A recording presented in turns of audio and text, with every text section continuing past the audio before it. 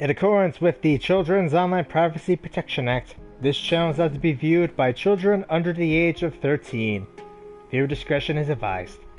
Hey everybody, Dragon King Mark here, and welcome back to Let's Play Shadowrun Hong Kong. Last we left off, we completed the mission to kidnap Rooster Low, and we also took out his bodyguard, and we also managed to do it without Rooster Low getting hit. It took me 4 tries to stream that episode, so bear with me. Now we're back here, we're gonna go back in Halo, we're gonna go and get our payment, and afterwards, I don't know. But first, we got some maintenance to do. Territoriality.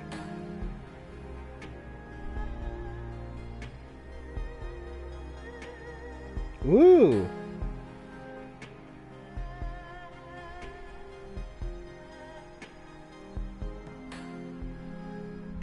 Ooh, we can either go for this, or we can go and eat the spirits.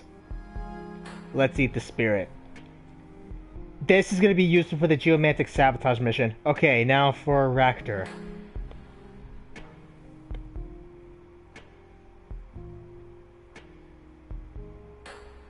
Let's go rip and tear. Not just because it sounds like a Doom thing.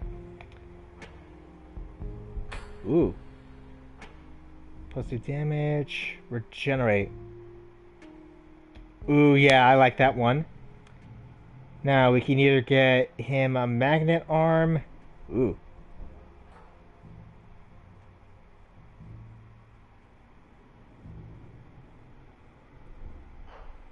On the one hand, I do like giving him a magnet arm, but then again, literally also other people are going to use it too.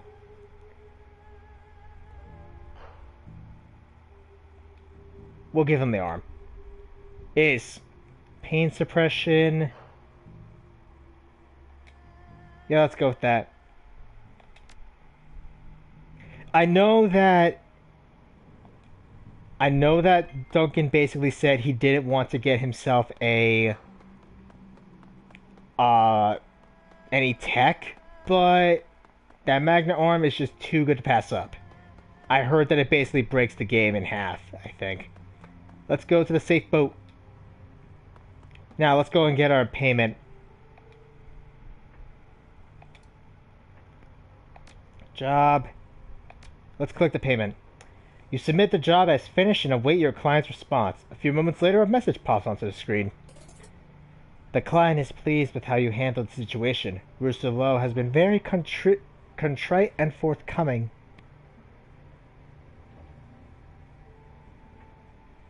Sorry. Due in no small part to the violence with which you handled the opposition. You've even earned a little extra for taking out the Talon. Your payment is attached. Sweet. Okay, so I guess with the job directory, the only ones we got left are geomantic sabotage and data retrieval.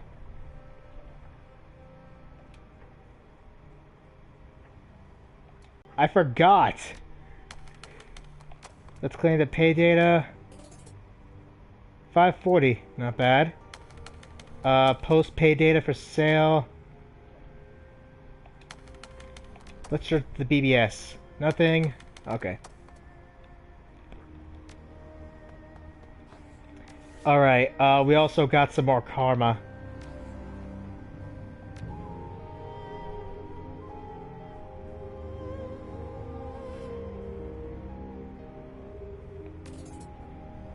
Yeah, we'll go on ahead and get quickness 7. We're almost there when it comes to getting out our the best weapons. I think we can actually buy them now. Duncan, anything you want to say? Welcome back. What'd you think about the last run? Actually, it wasn't bad. Reminded me a little of going undercover work for the Star. We got to go to a fancy restaurant, do some legwork, blend in, and then take a bad son of a bitch into custody and motor off on a speedboat. He smiles wistfully. Made me feel a little like Detective Dirk Chappell from Bounty Hawks. You ever watch that show on the Trid? Didn't that get canceled about a season in? The network didn't give it a chance. Kept airing the episodes out of order and moving the time slot around. He shakes his head sadly. It should have been a longer run. Anyway, in all seriousness, it went about as well as I can imagine any run going. We got the talent out of the way, and that's good. Don't need a bad son of a bitch like that coming back after us. I don't know, Shen. Doesn't always feel right taking people out like that, but it definitely feels like the smart thing to do. Anyway, enough about that. Need anything else? We'll talk later. Anytime. Sorry, that was weird. Xingzhan, you're back. She doesn't bother turning. Need something? I got a question about the walled city. Alright, never mind. Any thoughts about that last run? Pretty simple, all things considered. Get in, nab the guy, get out. Can't say that I've taken many jobs that straightforward. There's also something kind of refreshing about having the upper hand over a triad rep pool, even if he's from a small-time outfit like the 289s. It was fun, I'll admit it. I'm also glad to have been able to put down the talent. I knew a lot of people like that back in the walled city, the kind of psychotic bullies that would torture protection racket victims even if they were going to pay, just to prove who was in charge. I owe that kind of people a world of hurt. Alright. Sure, drop by anytime. This might be a short episode, all things considered. Hey again, do you need anything? Or something? So, how are you adjusting to the gift that rat, or the shiny object, or whatever, has given you? Her expression brightens. It's good! I mean, probably not, like, morally good, but I think I can use it. What is it? What does it do? Well, it's kind of like a grenade. When I throw it, it goes boom. Not out here in the real world, but in the astral plane. It's pretty impressive. As for what it actually does, it scares the shit out of anyone who gets caught in the blast. It makes them act like idiots. They run around with their hands in the air, or forget about who's shooting at them and stand around with their fingers in their ears. Handy, huh? Sure, I guess. Yeah, it sounds great. I'm just a little iffy about how you got this and why. Don't be. It came from Rat. I'm pretty sure of that. The dancing rodents in my vision were a pretty good indicator. She lets the stone roll in the palm of her hand, smiling. Its polished exterior glitters as it moves. So, here's the thing. When I use this thing, what I think I'm doing is opening a bunch of temporary cracks in the astral plane. Just little ones, only wide enough for sounds to pass through. People in the blast radius can hear things on the other side. So, let's say that I throw this sucker at someone and it goes off. Boom. All of a sudden, that poor slob can hear the things that got into Malvina shrieking in his brain. Sounds unpleasant. Yeah, it's a bad time for them. All of those voices at once, yelling and babbling and cursing, doing their Rat King thing. It'll drive you nuts, right? That's basically what it does. Drives people mad. Makes them work against their own self-interest. It's like temporary insanity in pebble form. Alright. If you say so, I'd be wary of using anything that might be connected to the shiny object. She shakes her head. Again, Rat gave it to me. I think that I'll be okay. Now, here's the best part. After I use one of these and go to bed, I find another one in my hand the next morning. I tried it a couple of times now and it keeps happening. Toss, explode, nap, visions of dancing rats, and ta-da! New magic pebble. Using this feels right in a way that the shiny object never did. I think that it's Rat's reward for taking Malvina down, or something. I don't know. Exactly. I've never heard of this happening to anyone before. Anyway, it should help us moving forward, and considering what we're heading up against next, I think that we can use all the help we can get. Alright, Gobbit, we've finally gotten back on track. So, got another lesson for me? No, Seattle, no more lessons. You don't need them. You're as much a runner as I am now. There might even be a thing or two that I can learn from you. All of that can wait, though. We've got this whole situation within the walled city and your foster dad and gun show and all that to take care of. It's kind of a mouthful. Lots of players involved, lots of intrigue. Honestly, I'm enthralled by the whole thing. Can't wait to see how it turns out. I'm glad to see that you're keeping a positive attitude about it. Me, I just want it to be over. She smirks at you. And miss out on all this fun? Never. Oh, in Seattle? Yeah? The pot on the hot plate. It's always full. I keep a soup going on that thing 24/7. If you ever want any, you're welcome. Just come on in. I love the company. You got it, Gobbit. I'll be here with the bell's on. Leave 'em off. The jingling might scare Folly. There was this terrible incident at a Christmas pageant once, and, well, she gives you a sly smile. She bites. And now, Seattle, if you excuse me, I'm gonna crash out for the night. Maybe sleep through tomorrow and get up when the sun goes down. That sounds nice right about now. Yeah, tell me about it. Still smiling, she waves you off with the back of her hand. Scurry along now. Your former mentor needs her rest. Well, at least we know a little bit more about that shiny object. Lessons learned. Any thoughts about that last run? I never had a chance to go to Shangri-La before. Too ritzy for a little street rat like me. And you know what? I'm kind of okay with that. All those stuffed shirts and fancy food are nice, but give me a cheap corner stall any day. I did pocket some of their silverware, though. And a teapot. The town was a real piece of work. Glad to see that guy put into the ground. He made my skin crawl, like he was the kind of guy who'd torture animals for fun. Even the 289 seemed a little scared of him. I doubt anybody's gonna shed tears over him for too long. So what do you want to chat about? Well, really not much. Okay. We talked with everyone else. We gotta go talk to Gaichu and Racter.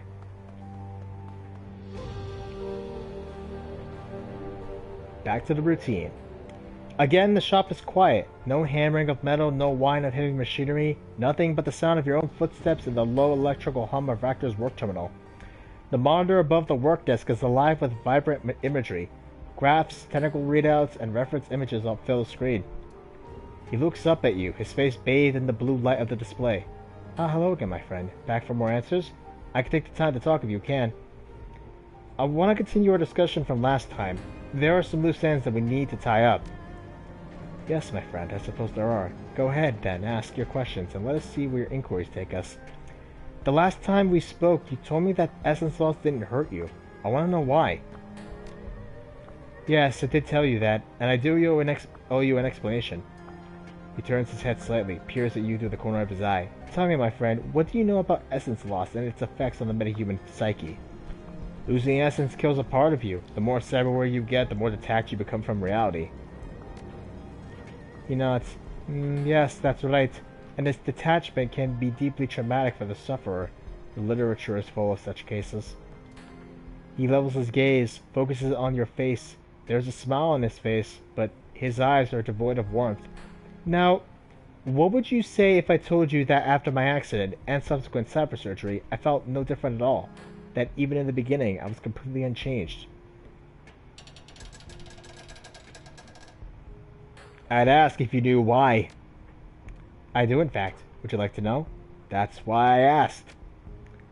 I was born with what society has deemed a psychological defect. Out of fear of social repercussions, I spent most of my life hiding it. I can still hide it, even now. The lessons of my childhood were not wasted on me, and I know the value of reputation. But since the accident, I have come to recognize this quirk for what it really is, a selective advantage. Don't leave me in suspense. Tell me what you're talking about. Yes, of course. I was diagnosed as a primary psychopath at the age of 8 years leg, metal on metal, separated by a thin layer of cloth. The drone's many eyes focus on you, irising wide open and bathing you in a dull red glare. Well, diagnosis is probably not the correct word. There is no formal diagnosis of psychopath in the DSM, but all of the markers were there. I displayed a complete lack of empathy on the Davis Interpersonal Reactivity Index, and I scored a perfect 40 on the PCL-R. A blood test showed that I inherited a damaged gene that had been linked with aggressive behavior, and the activity level in my ventromedial prefrontal cortex is vanishingly low. Like autism, psychopathy is a spectrum, not a singular disorder. He dips his head, smiling. But I am definitely on that spectrum. Okay. And so you think that this condition is the reason why you don't suffer the trauma of essence loss?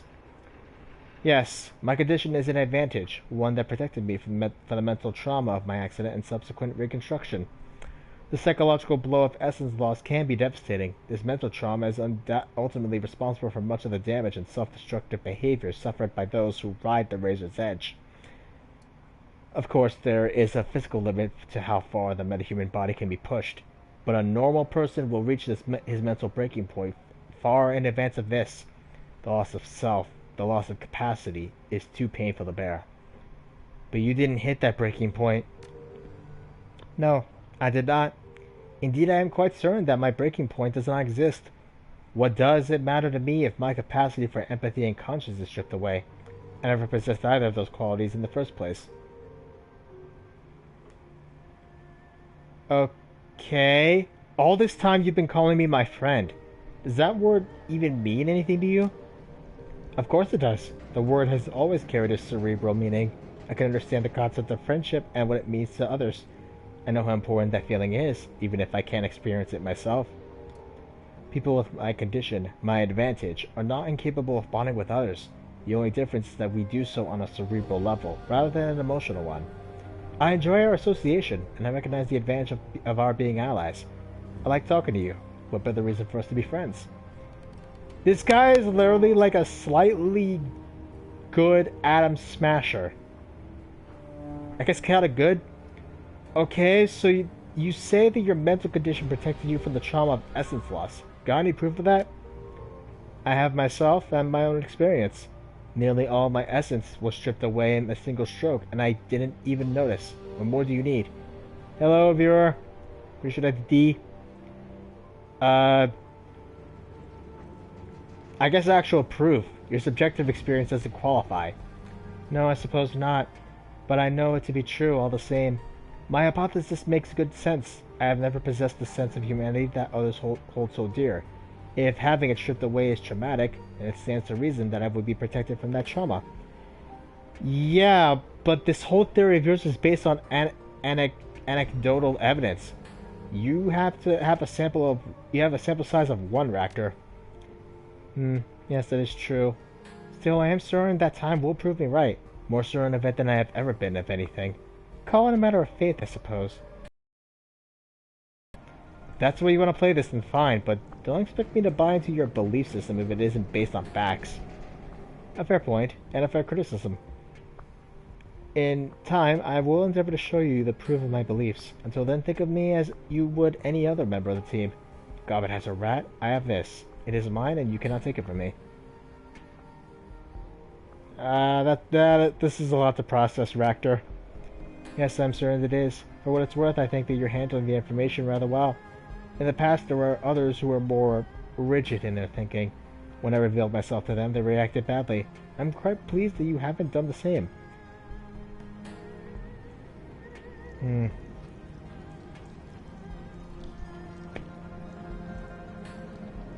You say that you were born like the way you are. If that's true, then it isn't your fault, and I can't hold you accountable for it. Do not speak of fault or accountability. Doing so implies that there is something wrong with what I am. I am exactly what I was meant to be. The sooner you accept that, the sooner your eyes will open to the glorious future that looms on the horizon.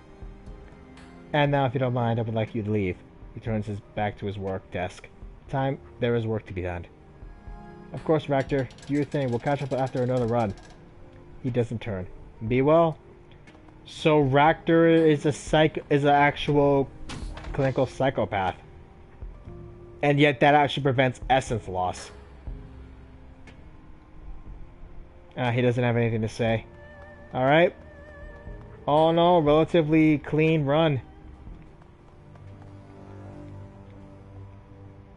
Let's go on ahead and speak with anyone else. Let's see if Crafty's got anything. So this week, not really has been a whole lot. I mean, I streamed on Wednesday to get that episode out of the way. If you didn't see that, then you are missing out. Crafty! Let's see. Leaving somebody to copy these notes. Alright, set them ahead. Feeling tired.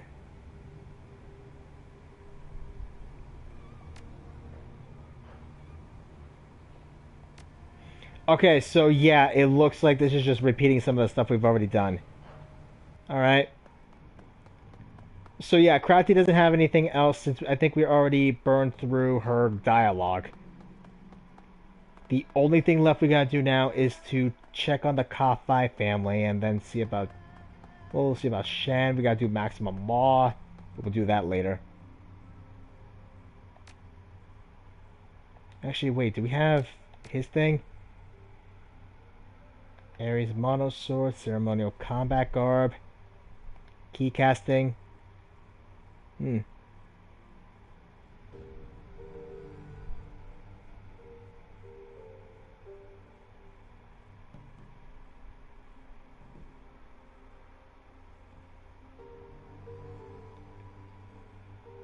Let's grab the ceremonial garb.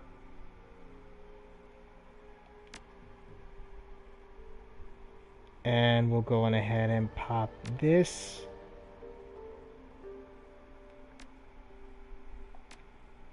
Alright, let's go and sell the kunai ninja suit. Get back some money. There we go. And this looks like is our new guy, and this is the armor in the game for the monk. Well, the physical adept.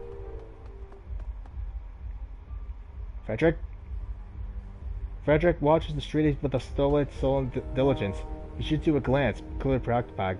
I've got a lot on my mind. Okay, so it looks like the COPPA family are going to all be thinking about what we said. Before we go, do I have enough money to get the... I think we have enough money for quickness, but let me go and check. So yeah, I did the stream on Wednesday to get that mission with Bruce Low out of the way. I also got a blue sky. Same name as me. Let's take a look.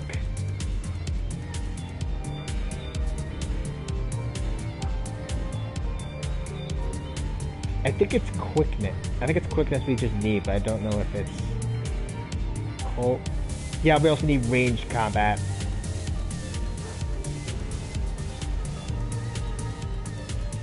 We could get that armor, but eh.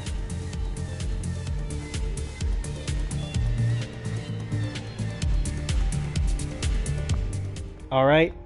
And you know what? Let's go and talk to Captain Jomo. We still have to do that mission anyway for that guy. If I remember right, he's... Yeah, he's over there. So yeah, I got a blue sky. I also went and downloaded fanfiction.net's app. I wanted to see how it works. Other than that, really, the week was mostly just boring. Jomo! Yeah, we need to go and play pirate. We need to head to the MV Nalchi. That's right. Alright, I have no idea what to expect, so I'm gonna bring I'm gonna bring Duncan, and... You know, let's bring Racter. I have no idea what to experience, so I'm just gonna be going in like this. So yeah, really, not really a whole lot happened. Let's see. Whistleblower. Okay, so that's gonna be the next episode tomorrow. Hopefully, if this stream processes. The ride out to the Night Chi is nerve-wracking. Captain Jomo seems an expert pilot, but massive waves threaten to scuttle a small boat at every turn.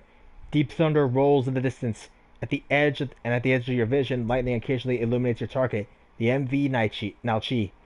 As Jomo pulls your small craft directly up to the bow of the Nalchi, where you're least likely to be spotted, he throws a rope ladder up over the side, hustling you aboard before pulling away. Time to get to work. Okay, this is our new look. That actually looks pretty good. Getting that. Duncan doesn't have one of these. Neither does Racter. Let's pop one of these for Rack. Climbing up onto the foredeck of the Nalchi, you pause to catch your breath. The cargo ship rolls and pitches with the waves that batter her sides, and rain assails this deck. Deep thunder rolls overhead. After a tense moment waiting for the inevitable alarm klaxons, you hear nothing but the storm. Cocking his head, Duncan listens intently. I don't hear any alarms or pounding feet. I guess we got aboard without them noticing. Good. That'll mean a smooth operation. Placing her hand on her hip, Isabel nods in satisfaction.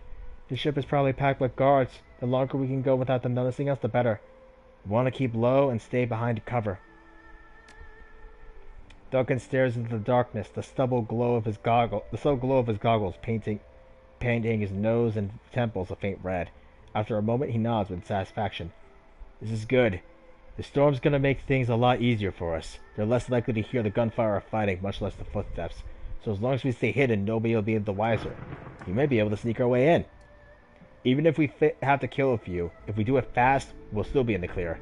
The storm will drown out anything they send or receive on the radios. If they want to raise the alarm, they'll have to get on one of the shipboard handsets. We can take them out before they can get here. Alright. And on that note, I will call it here for today because this looks like to be a pretty big mission. If you all like what you guys saw, leave a like, comment, and subscribe. Well, hit that like button, leave a comment down below, hit the subscribe button and the bell icon to stay notified. And I'm Drinking Mark. And next time we're going to be doing this mission. Hope to see you guys then. Laters.